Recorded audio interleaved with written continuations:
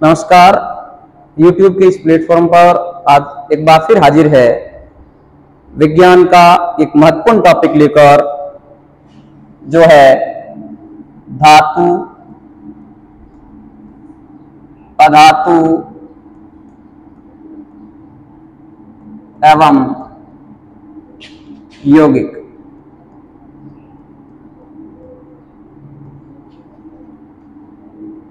सबसे पहले हम चर्चा करते हैं धातु क्या है। धातु या जिसे मेटल्स कहते हैं, ये जो धातु है, इनके गुण जिसे हम धात्विक गुण कहते हैं, ये धात्विक गुण जिस पदार्थ में पाए जाते हैं वो सभी धातु हैं। ये धात्विक गुण कौन कौन से हैं? सबसे पहला धात्विक गुण की बात हम करते हैं, वो है धात्विक चमक। ये एक ऐसा गुण है जिसके माध्यम से किसी धातु को हम बाहरी रूप से पहचान सकते हैं। जैसे सोने की चमक अलग होती है, चांदी की चमक अलग होती है, तांबे की चमक अलग होती है, एल्यूमिनियम की चमक अलग होती है। तो उस चमक को हम कहते हैं धात्विक चमक। तो धात्विक चमक होना धातु का प्रमुख गुण है। दूसरा गुण है आघात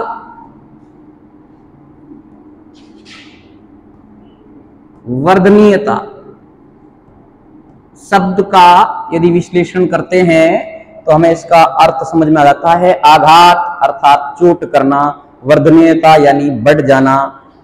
धातु में यह गुण होता है कि उसे यदि पीटा जाए तो वह एक चद्दर की तरह बन जाते हैं। पीटने पर चद्दर बनना, पीटने पर चद्दर बन जाना आघात वर्धनीयता कहलाता है। तीसरा गुण है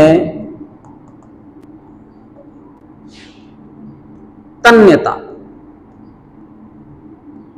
यह भी सबसे आप समझ सकते हो, तनने की क्षमता इनमें होती है। अर्थात इनको यदि खींचा जाए तो खींचने से ये क्या बन जाते हैं? तार बन जाते हैं। ये गुण धातु में होता है। इससे अगला गुण है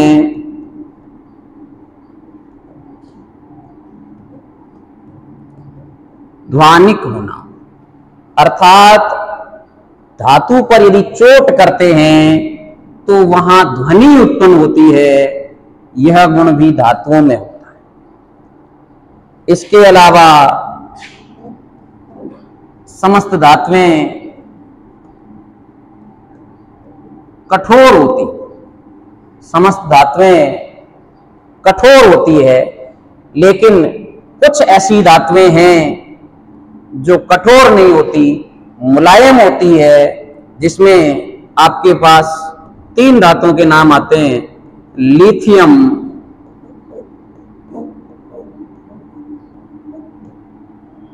सोडियम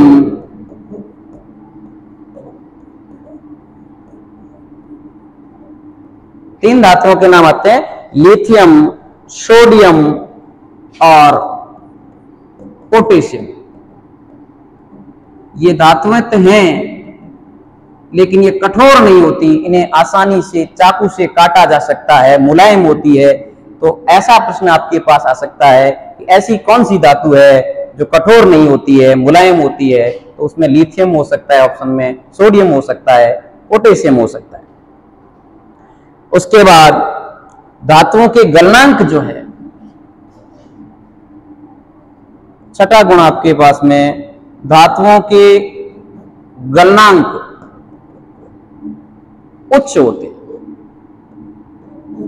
अर्थात उन्हें यदि गलाना है तो बहुत अधिक गर्म करना पड़ता है। लेकिन इसका भी एक अपवाद है, इसका भी एक अपवाद है। गलनांक उच्च है, अर्थात ये समस्त किस अवस्था में है? ठोस अवस्था में है। लेकिन पारा एक ऐसी धातु है, पारा, जिसको Hg संकेत से कहते हैं, मरकरी कह सकते हो आप। ये पारा एक ऐसी धातु है जो सामान्य ताप पर भी द्रव अवस्था में रहती है। आपसे पूछ लेंगे एकमात्र कौन सी धातु है जो द्रव अवस्था में रहती है, वो पारा है। उसके अलावा आपके पास चालकता, चालकता की बात कर लें,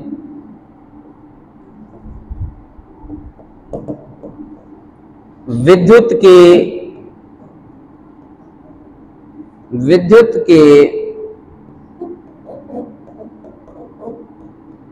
धातुएं जितनी भी होती है वो सभी विद्युत की चालक होती है, विद्युत की चालक होती है।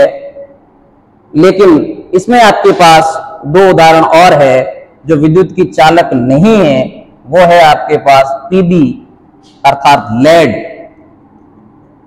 पीबी अर्थात लेड और मरकरी, Hg अभी जो हमने लिखा था Hg, जिसको मरकरी कहते हैं, ये दोनों विद्युत की चालक नहीं होती है। इसके अलावा और भी गुण धातुओं में हैं, जैसे ताप के धातुएं जितनी भी है वो ताप की चालक होती है, ताप की चालक होती है। इस प्रकार हमारे पास धातुओं के गुण जो है ये सभी गुण धात्विक गुण कहलाते हैं। और ये धात्विक गुण जिन पदार्थों में होते हैं वे सभी धातु कहलाते हैं। अर्थात धातु कौन है? धातु वो पदार्थ है जिसमें धात्विक चमक हो,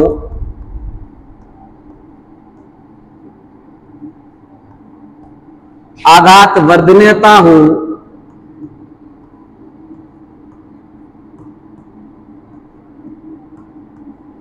तन्यता हो, कठोरता हो, उच्च गलनांक हो,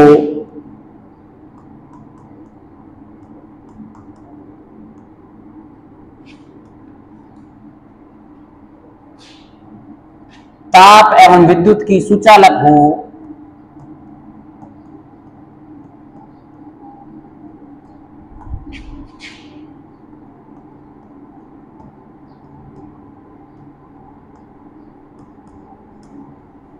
वे पदार्थ धातु कहलाते हैं। तो इस प्रकार हमारा छोटा सा बिंदु धातु जो है वो यहां पूर्ण होता है। अब हम, क्योंकि इस टॉपिक को धातु और अधातु के साथ तुलना करते हुए पूरा कर रहे हैं, तो अगला टॉपिक हमारा ले रहे हैं अधातु। उसके बाद फिर धातु के अभिग्रह, फिर अधातु के अभिग्रह, धातुओं के उपयोग, अधातुओं के उपयोग, इस प्रकार पढ़ेंगे। तो अगला हमारा टॉपिक है अधातु।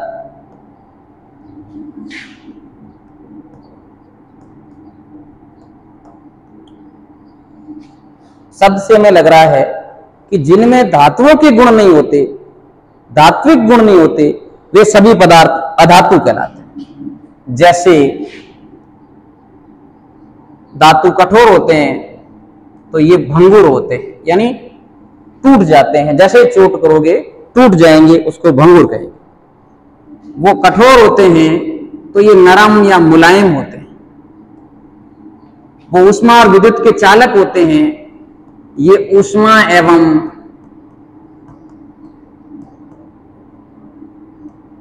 विद्युत के चालक नहीं होते, चालक नहीं होते। हालांकि इसमें एक अपवाद है, ग्रेफाइट जो कार्बन का अपरूप है वो चालक होता है। आपसे पूछ लिया जाएगा कि निम्न में से कौन सी अधातु है जो विद्युत की चालक है, तो जिसमें आपके पास ग्रेफाइट आएगा।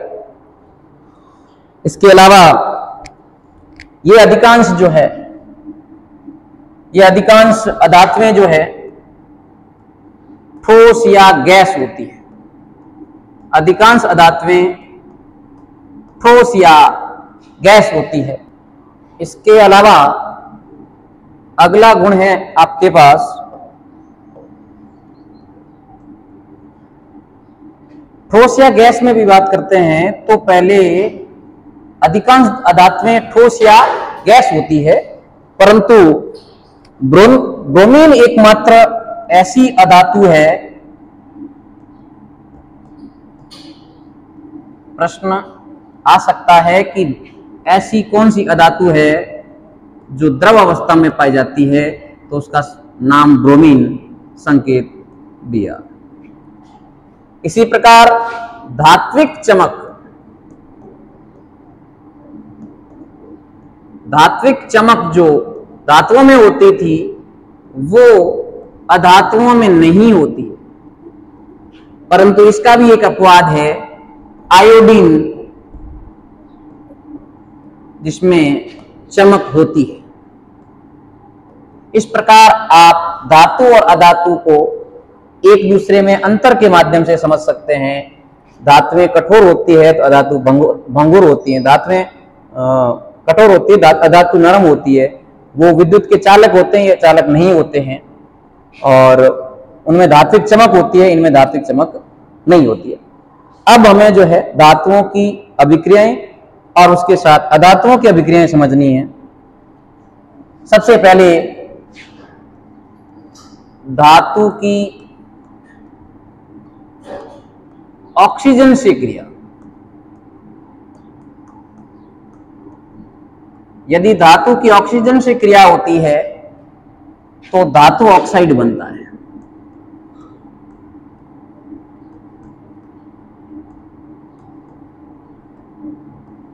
इसी प्रकार यदि अधातु से होती है तो अधातु ऑक्साइड बनता है। जैसे अधातु से हुई SO2 बन गया, धातु से हुई MgO बन गया, मैग्नीशियम ऑक्साइड, और सल्फर डाइऑक्साइड। इस प्रकार जो है धातु और अधातु दोनों ऑक्सीजन से क्रिया करके धातु ऑक्साइड और अधातु ऑक्साइड बनाते हैं। परंतु धातु ऑक्साइड, ये पूछा जा सकता है धातु ऑक्साइड किस प्रवृत्ति के होते हैं? क्षारीय। अधातु ऑक्साइड किस प्रवृत्ति के होते हैं? अम्लीय।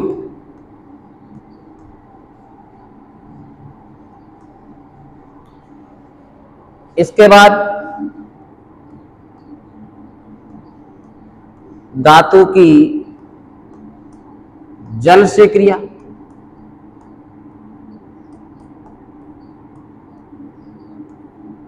धातु की जल से क्रिया। धातु की जल से क्रिया सामान्य रूप से तो होती नहीं है, और यदि हो जाती है बहुत धीमी प्रक्रिया से होती है तो फिर धातु ऑक्साइड ही बनता है।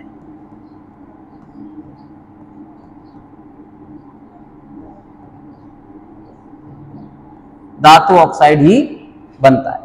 यही कारण है कि जब तांबे के बर्तन को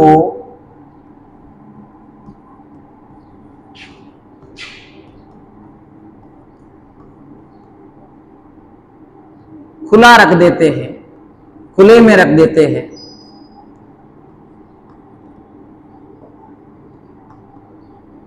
तो उस पर हरे रंग की परत जम जाती है, हरे रंग की परत जम जाती है। ये दोनों प्रकार के धातु ऑक्साइड, चाहे वो ऑक्सीजन की क्रिया से बने चाहे जल की क्रिया से बने, ये धातु ऑक्साइड की परत यदि किसी धातु पर जम जाती है तो वो धातु संक्षारण से बच सकती है। संक्षारण कह दें या सामान्य शब्द जंग लगना कह दें, इससे बचा जा सकता है यदि धातु ऑक्साइड बन जाता है तो। यही क्रिया यदि हम अधातु से करवाते हैं, अधातु से करवाते हैं तो अधातु भी सामान्यतः क्रिया नहीं करते हैं, परंतु दो चीजें इसमें याद रखनी है। सोडियम धातु होते हुए भी जल के साथ तेजी से क्रिया करता है।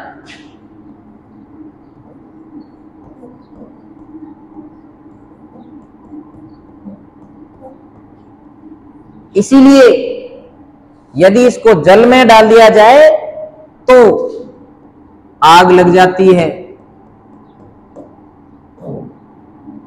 इसलिए सोडियम को मिट्टी के तेल या केरोसिन में रखा जाता है। मिट्टी का तेल जिसे केरोसिन कहते हैं, उसमें इस सोडियम को रखा जाता है। दूसरा, एक अधातु है जिसका नाम है फास्फोरस, पी, फास्फोरस, जिसका उपयोग माचिस बनाने में होता है। उस फास्फोरस को यदि वायु में खुला छोड़ दिया जाए, वायु से ये तेजी से क्रिया करता है। इसलिए इसको जल में रखा जाता है। इस प्रकार के प्रश्न पूछे जा सकते हैं। ऐसी कौन सी धातु है जो जल के साथ अधिक तेजी से क्रिया करती है? सोडियम, इसलिए उसे केरोसिन में रखा जाता है। ऐसी कौन सी अधातु है जो वायु के साथ तेजी से क्रिया करती है और उसे जल में रखा जाता है? फास्फोरस। इस प्रकार हमने धातु और अधातु की जल और वायु ऑक्सीजन से क्रिया को समझ लिया। अगला हमारा इसमें क्रिया है वो है धातु की अम्ल से क्रिया। यदि कोई धातु है और यदि वो अम्ल से क्रिया करती है तो क्या होगा? धातु की अम्ल से क्रिया करवाओ या क्षार से कराओ, दोनों में परिणाम यही होता है कि धातु की जैसे ही आपने अम्ल के साथ क्रिया करवाई,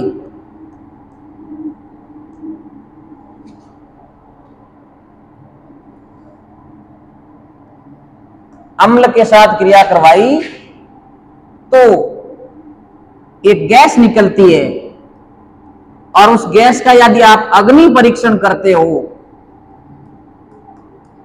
अर्थात उस परखनली के पास आप जलती हुई माचिस की तीली ले जाते हो तो पॉप की ध्वनि आना,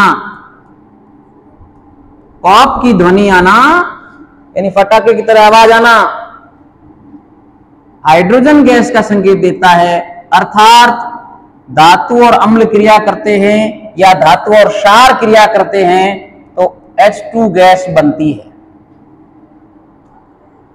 इसी प्रकार अधातु से पूछ लिया जाए तो अधातु अम्ल और क्षार दोनों से क्रिया नहीं करते। अधातु अम्ल और क्षार से क्रिया नहीं करते हैं।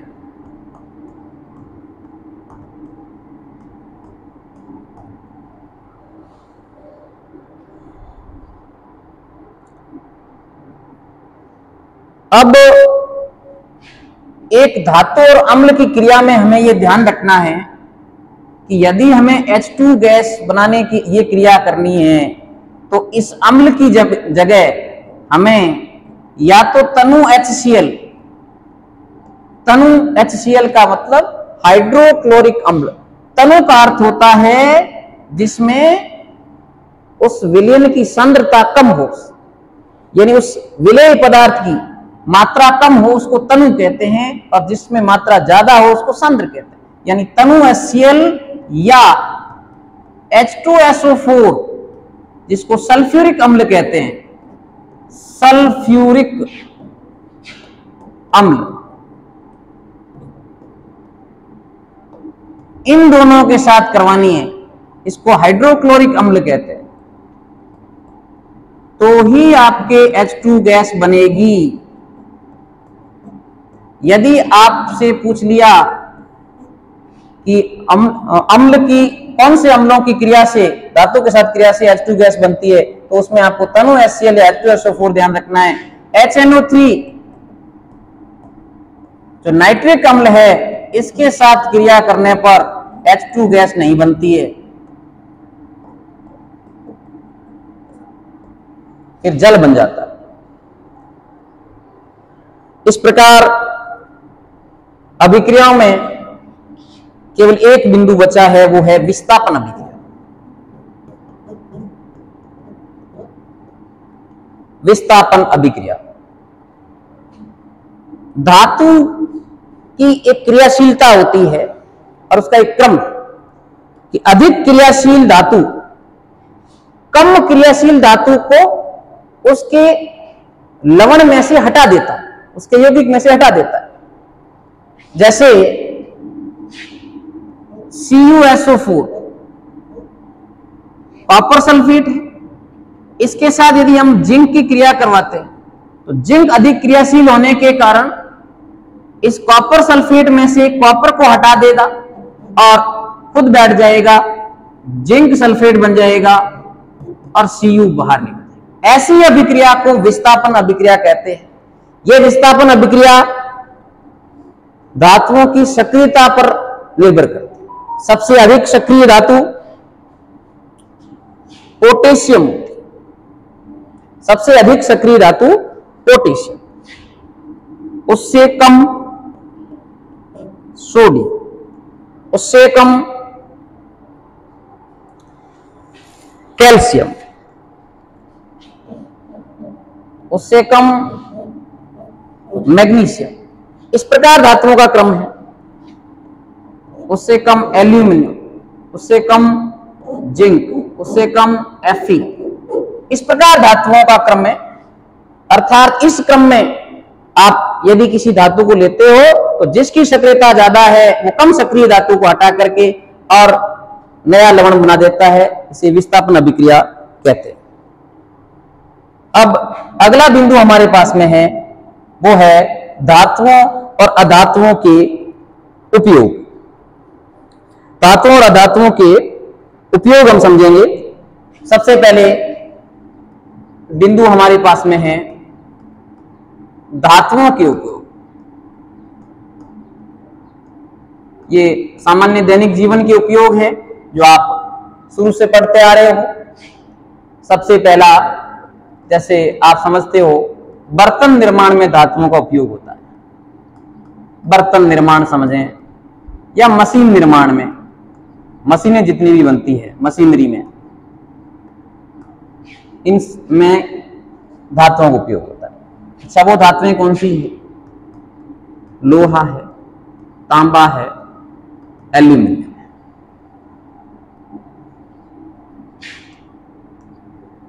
विद्युत तार बनाने में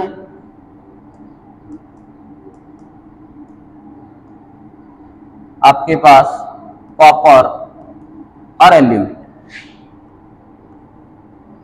आभूषण बनाने में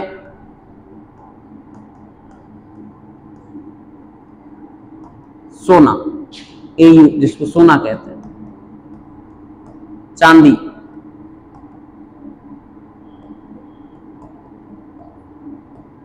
और प्लेटिनम।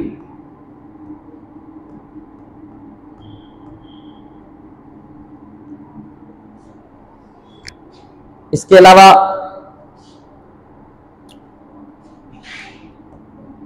टीबी, जिसे आप लेड कहते हो, ये बैटरी में काम आता है।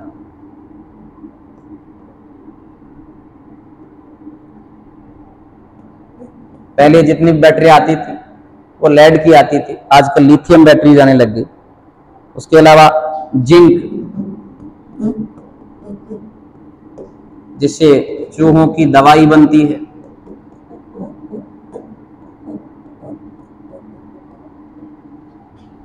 इसके अलावा Hg, पारा, मरकरी, जिसका उपयोग थर्मामीटर में होता है।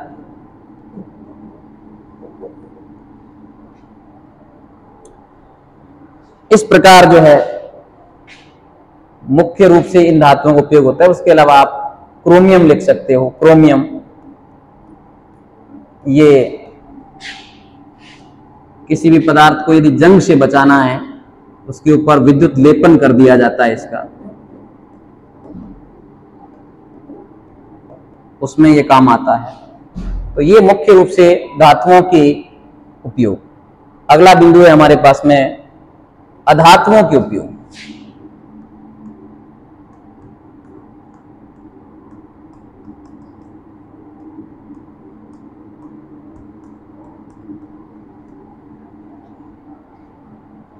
सबसे पहले मुख्य जो अधातुएं हैं, ऑक्सीजन श्वसन में, कार्बन आपको पता ही है, कोयला या जितने भी ईंधन हैं वो सब कार्बन के ही।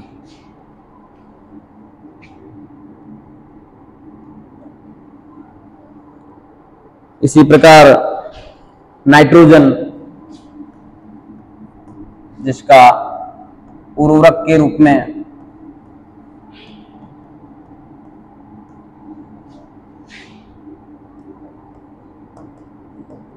आयोडीन, जिसका प्रयोग प्रतिजैविक या एंटीबायोटिक के रूप में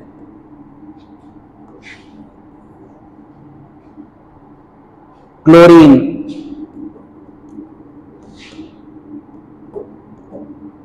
जल के शुद्धिकरण में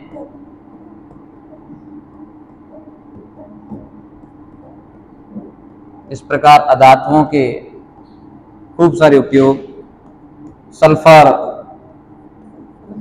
जिसका उपयोग उर्वरक के रूप में भी होता है और दवाइयों के रूप में, औषधियों के रूप में, सल्फर ड्रग्स बनाने में उपयोग होता है।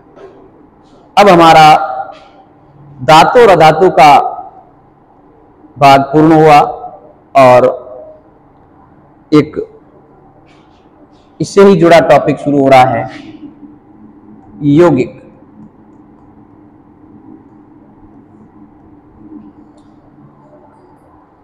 जिसमें हमें कुछ यौगिकों के बारे में समझना है, यौगिकों के कुछ प्रकार समझने हैं। पहला यौगिक है आयनिक यौगिक।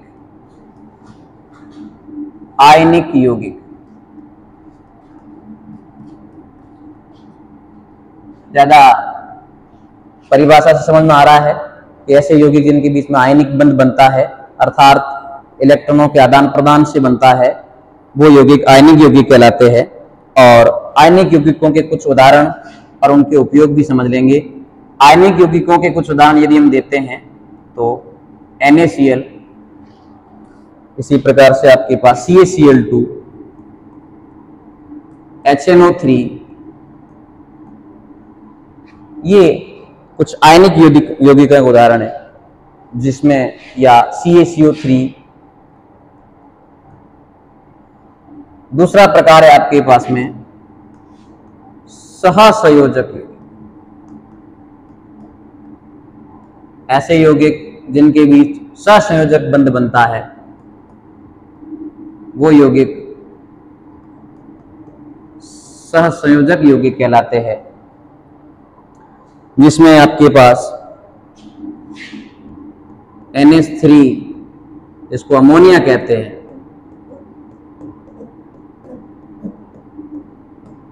H2O या जल, CO2 कार्बन डाइऑक्साइड और CH4 मीथेन।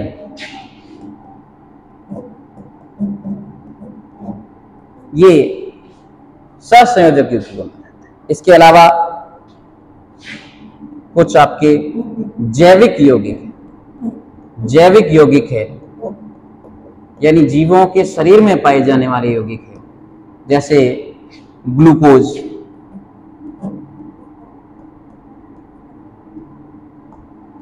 एथेनॉल,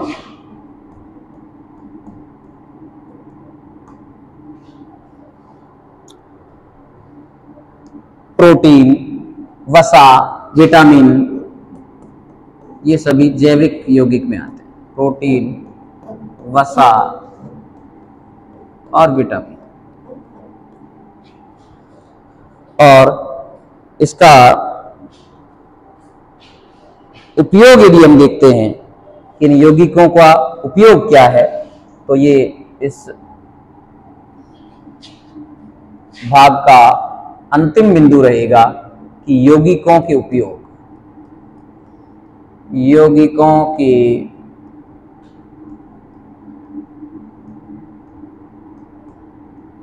उपयोग। शुरुआत करते हैं।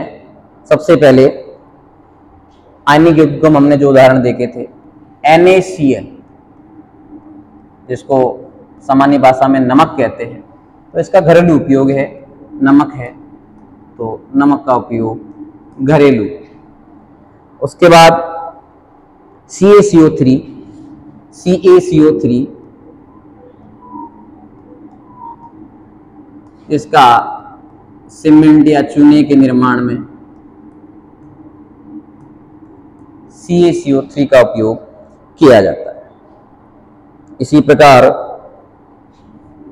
CaOH का whole twice and calcium hydroxide, इसको कैल्शियम कार्बोनेट कहते हैं, इसको सोडियम क्लोराइड कहते हैं। ये हमें याद रखना है। कैल्शियम कार्बोनेट का उपयोग सीमेंट और चूने में। कैल्शियम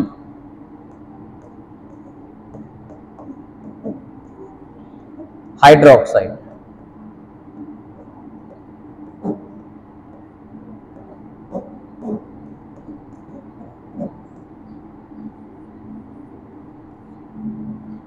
जिसका उपयोग अम्लता दूर करने में, मृदा की जो अम्लता होती है उसको दूर करने में इसका प्रयोग किया जाता है। इसी प्रकार NH3 अमोनिया, जिसका प्रयोग उर्वरक निर्माण में, इसी प्रकार H2SO4 एक अम्ल है, सल्फ्यूरिक अम्ल जिसका नाम है, और ये सल्फ्यूरिक अम्ल जो है बैटरियों में जो तेजाब डालते हैं उसमें इसका प्रयोग करते हैं। इसी प्रकार आपके HCl है, जिसको हाइड्रोक्लोरिक अम्ल कहते हैं, और यह हाइड्रोक्लोरिक अम्ल जो है इसका प्रयोग टॉयलेट क्लीनर जो बनाते हैं, तेजाब जिसको साफ करने के लिए काम करते हैं।